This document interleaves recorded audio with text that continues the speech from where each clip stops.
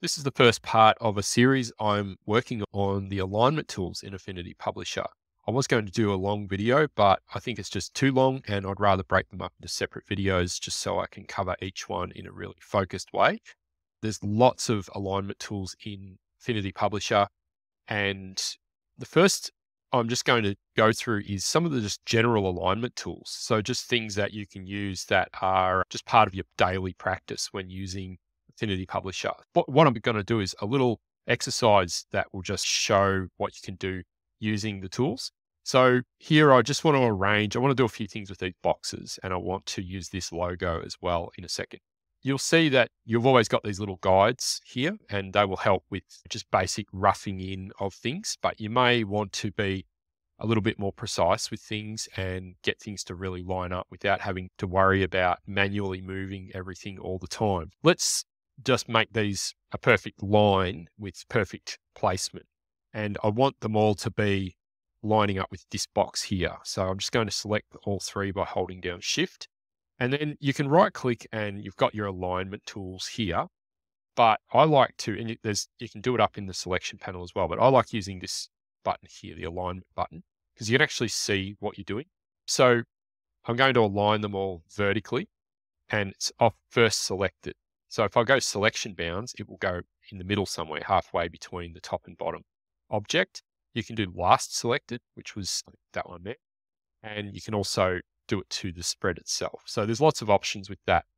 I'm going to do first selected, and they're in a line. So now I'm going to space them apart. I've got this as well, space horizontally. Now it will auto distribute them, as you see, but I actually want to make a grid of these three boxes, and I want them to be 1 centimeter or 10 millimeters apart. So I can actually align them and then uncheck auto distribute, actually just type in 10 millimeters. You can actually use a slider as well if you want, but I want it to be exactly 10 millimeters.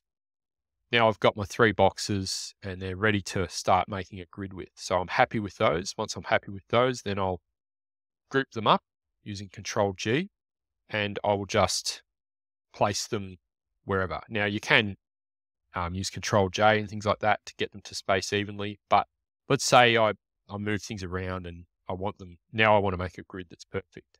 Same thing, but you use the vertical one. So it'll space it, and then it will, because it treats it as 3 objects, not 9, it will automatically distribute them. And they were roughly where they were, but I want to know exactly how far away they are. So now they're all in the same alignment, vertically and horizontally. So I've got a nice, I could treat that as one object by grouping it again, and that way I can move it around independently. And you can see the different tools coming up. Next, I want to line up this shape here with this image, and you'll see there's a bit of empty space. On an object like this, you can see it.